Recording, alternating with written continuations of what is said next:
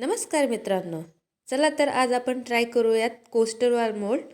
Coaster mould try करण्यासाठी आपण थोडेसे मणी घेऊयात, रेझिन आणि हार्डनर घेऊयात, कलर्स घेऊयात आणि ग्लिटर्स घेऊयात. थोडीशी रोज पेटलही घेऊयात. रेझिन आणि हार्डनर 2:1 मध्ये प्रॉपरली व्यवस्थित मिक्स करून घेऊयात. मिक्स करत असताना त्यामध्ये बबल्स होणार नाही याकडे लक्षही देऊयात.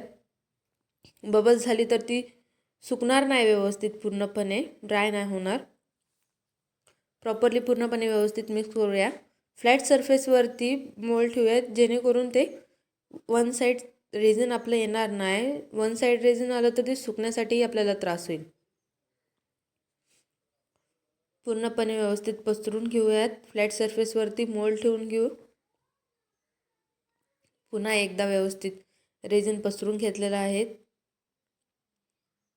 त्यानंतर आपण त्याला UV लाईट खाली थोडी वेळ सुकण्यासाठी, ड्राय होण्यासाठी ठेवणार आहोत. व्यवस्थित सुकू देऊयात. तोपर्यंत आपण पिंक कलर, व्हाईट कलर आणि गोल्डन कलर रेझिनमध्ये थोडे थोडे मिक्स करून घेऊयात. मिक्स करू व्यवस्थित, बबल्स नाही होऊ देणार. मिक्स करून झाल्यानंतर जे आपण तयार केलेली कलर होती ती प्रॉपरली व्यवस्थित पसरून घेऊयात. आईस्क्रीम स्टिकने त्याला डिझाईन देण्याची ट्राय करूयात. डिझाईन देऊन झाली आहे. आता त्याला आपण पुन्हा UV लाईट खाली थोडी वेळ सुकण्यासाठी ठेवूयात. प्रॉपरली पूर्ण व्यवस्थित सुकून झाला आहे.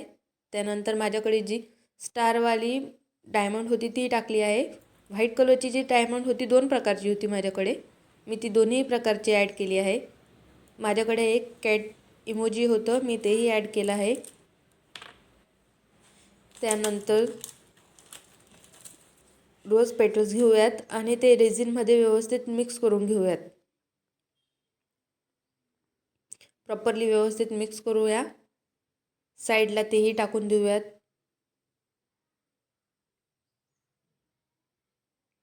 पूर्णपणे व्यवस्थित पसरून घेऊयात.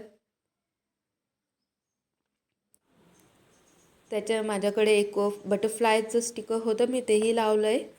थोडीशी फ्लावर्स लावून त्याला UV लाईट खाली परत सुकण्यासाठी, ड्राय होण्यासाठी ठेवून देऊयात. डिमोल्ड करूयात.